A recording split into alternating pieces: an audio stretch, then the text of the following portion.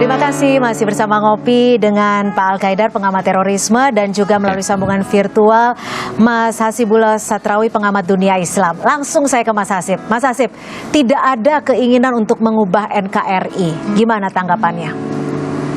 Ya, saya akan mulai dari yang sebelumnya disampaikan oleh Mas Hendar ini, biar jadi sajian yang lebih warna-warni dan menarik lagi. Jadi kalau berkaitan dengan sistem dalam pemerintahan dalam Islam, secara konseptual itu saya bilang begini, itu wilayah yang tidak pernah diharamkan, juga dia tidak pernah diwajibkan. Karena itu dia menjadi persoalan yang debatable. Nah, yang tadi disampaikan oleh Mas Haidar misalkan tentang republik, ya itu bentuk daripada debatable tadi. Tapi memaksakan itu menjadi sebuah ide tertentu tidak ada gitu. Karena itu kalau dicek secara historis misalkan istilah republik atau jumhuriyah tidak muncul baik di Al-Quran maupun di hadis, termasuk di Mitsaqul Madinah itu. Coba dicek di mana di Mitsaqul Madinah yang ada konsep mengenai republik. Bahwa prakteknya nanti ada ke situ, nah itulah tafsir ya. Nah oleh karena itu saya selalu mengatakan tadi, ingin saya garis bawahi, kalau masih kajian terutama tentang bentuk-bentuk negara, itu menurut saya wilayah yang terbuka, itu silakan. Saya menghormati kebebasan itu, termasuk Pancasila, itu bagian daripada tafsir. NKRI bagian dari, maksud saya NKRI bagian daripada tafsir yang dipilih oleh para pendiri ini. Jadi sebagai sebuah tafsir nggak masalah di situ. Dan saya dalam konteks itu baik Khilafatul Muslimin ataupun yang lain sebagai sebuah kajian monggo. Tapi kalau ini sudah menjadi sebuah gerakan, terutama yang menjadi kampanye tadi, mengajak orang. Kalau orang itu diajak misalkan di pasar rumput, Bang, tahu nggak Khilafatul Muslimin? Gabung yuk sama saya.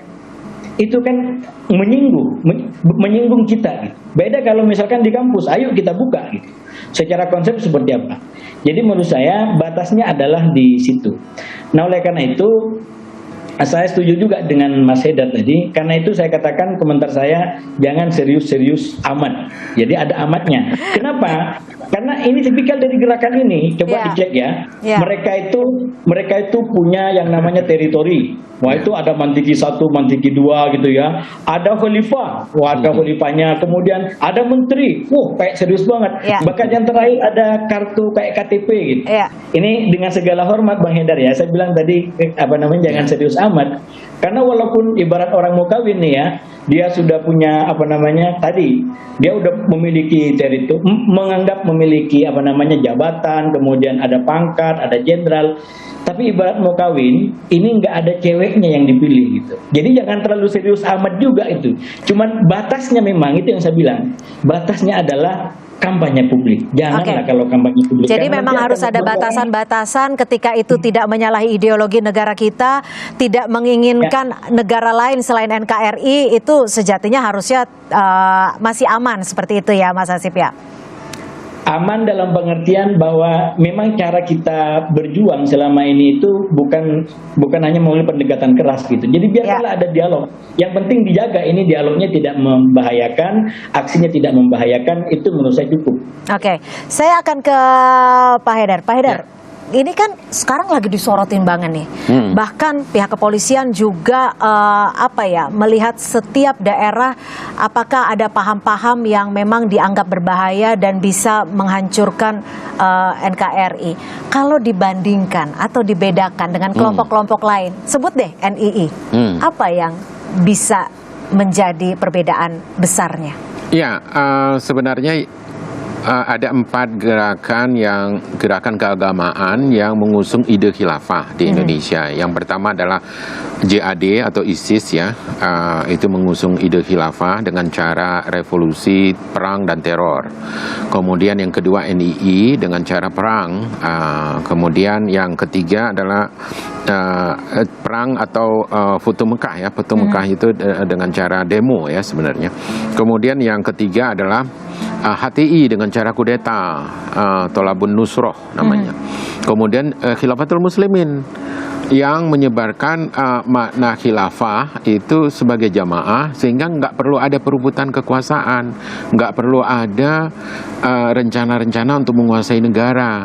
Bahkan dia berusaha mempertahankan negara Republik Indonesia ini, NKRI ini, dan juga dengan Pancasilanya, karena dia bersyukur selama dia selama ini dia thanks to Pancasila, thanks to Republik Indonesia, karena dia sudah sudah dibiarkan untuk bisa bebas, disuruh berkembang dan sebagainya. Dan saya melihat bahwa munculnya isu Khilafatul Muslimin ini setelah ada konvoi itu karena memang kecenderungan atau tendensi negara ini yang cenderung kepada over sekularisasi, ya, dan mereka cenderung melihat khilafah itu sebagai ancaman. Bahkan banyak dari birokrat keamanan itu menganggap bahwa khilafah itu ideologi, padahal bukan ideologi, itu instrumen. Bukan ideologi, instrumen saja. Tapi gini, Pak Haidar, kalau kita lihat dari pimpinannya saja yang memang sudah ditangkap, Abdul Qodir, ini kan juga punya historis, background yang backgroundnya memang seperti itu, yang kalau bisa dilihat mungkin bisa di-share ke kita apa saja yang pengalamannya yang dari Orde Baru gitu ya. Dari Orde Baru ya. Dia sebenarnya pertama-tama itu masuk NII, faksi Hispran ya. Haji Ismail Pranoto tahun-tahun 60-an ketika itu memang gerakan itu sudah mengalami redup ya setelah dieksekusinya SM Kartosuryo tahun 62.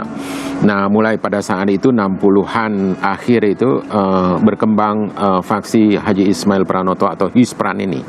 Dan yang direkrut itu adalah Abdul Qodir Baraja, Abdullah Sungkar, kemudian Abu Bakar Bashir dan sebagainya lah, tokoh-tokoh yang bergaris artinya keras. Kan background atau histori dari Abdul Qodir ini kan bisa dibilang cukup mengkhawatirkan untuk masyarakat. Backgroundnya memang cukup mengkhawatirkan, tapi dia menjadikan background itu sebagai alasan pengalaman yang harus disesali. Oke, pelajaran hidup artinya. Pelajaran hidup. Mas Hasib gimana? Mau nanggapin ya? Kalau saya seperti yang saya sampaikan di awal, sebagai sebuah diskursus dan kajian, apalagi spiritual kata Mas Haidar tadi, wah itu monggo-monggo saja. Kita, terutama saya pribadi ya, saya nggak khawatir dengan gerakan apapun selama dia mau diskusi. Tapi kalau sudah kemudian mulai ada dampak ke publik, kampanye atau apa, terutama menggunakan instrumen politik yang tadi disampaikan, ya misalkan pakai KTP dan lain sebagainya, terus menggunakan kayak semacam sistem pemerintahan, menteri dan lain sebagainya, walaupun nanti masih bisa dibilang itu cuma istilah gitu. Tapi persis seperti disampaikan oleh Mas Haidar tadi, saya juga dengan latar belakangnya, latar belakang silakan langsung ditanggapi, boleh. Ya, Mas Hasib, saya juga khawatir dengan konvoi itu. Konvoi itu adalah ide baru ya di Khilafatul Muslimin, karena mereka sebelumnya itu anti dengan demo. Berbeda dengan HTI. HTI itu justru mengusung ide khilafah itu dengan demo. Kemana-mana demo, kemudian menyatakan bahwa khilafah the only solution dan sebagainya. Sementara Khilafatul Muslimin itu anti demo. Tapi 2018 saya menduga tiba-tiba ada ide untuk membuat konvoi bom motor ini. Ini kemungkinan adalah anasir-anasir luar yang masuk ya ke dalam Khilafatul Muslimin. Mungkin disusupi nggak? Kemungkinan disusupi itu oleh intelijen ya. Intelijen kita kan pinter-pinter ya. Gitu ya? Apa yang menjadi pemikiran Pak Haidar bisa berpikir ini mungkin saja disusupi? Kemungkinan besar ini disusupi itu karena begini, azas awalnya Khilafatul Muslimin itu anti demo. Karena bagi dia demo itu haram hukumnya. Nggak boleh demo. Sama seperti Salafi dia.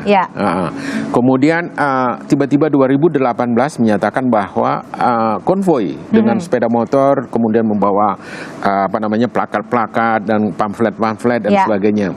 Dan saya menduga ini adalah disusupi oleh gerakan intelijen yang kemudian mungkin ada jahat ya intelijen ini atau nakal. Lebih tepatnya nakal. Ini kok orang ini bicara khilafah terus tapi kok nggak ditangkap-tangkap. Dan intelijen itu mempersepsikan khilafah itu jahat gitu. Semua organisasi jadi ada yang kemungkinan disusupi kalau dari sisi pandang Pak Haidar. Kalau dari Mas Hasib terakhir, kemungkinan betul nggak ada penyusup memasuki Khilafatul Muslimin ini?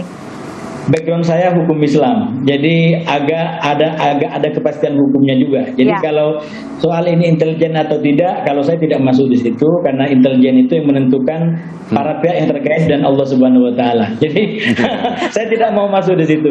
Tapi yang kedua yang saya ingin saya katakan, sekali lagi Republik ini itu dibentuk dengan berbagai macam ikhtiar, dialog intensif satu sama lain. Dan menurut saya perspektif kita adalah dalam rangka memperkuat keyakinan orang mengenai NKRI tadi. Ya. Dan segala sesuatu yang bisa mengancam itu menurut saya kita harus jaga bersama-sama. Ya. Sekali lagi bukan berarti tidak ada bentuk yang lain, itu banyak bentuk yang lain. Tapi kita sudah memilih, sudah menentukan bahwa ini adalah pilihan kita. Kalau kita nggak maju-maju, nolak-nolak terus tentang pilihan orang lain, kapan kita mau terbang? Betul sekali. Kita Kapan sudah kita bisa memilih, maju ya? Kita sudah menghalalkan pilihan tertentu, ayo kita isi, dan itu menurut saya dengan cara yang sekiranya mengganggu kita minimalisir bareng-bareng. Baik, Gitu. jangan sampai ikhtiar kita menciptakan NKRI yang sejahtera dan makmur ini ternodai oleh kelompok-kelompok tertentu. Terima kasih sekali lagi Pak Al-Qaidar, pengamat terorisme, dan juga Mas Hasibuloh Satrawi, pengamat dunia Islam. Mudah-mudahan ini cukup didengar. Jangan sampai NKRI tergoyahkan karena NKRI adalah harga mati. Tetap bersama kami di Ngopi. Rehabilitasinya bentuknya seperti apa? Pendekatan psikologi tentunya, karena ini anak-anak yang baru berkembang, tidak tahu menahu, tapi tiba-tiba dicekokin Iya. dengan ideologi-ideologi yang tidak rasional.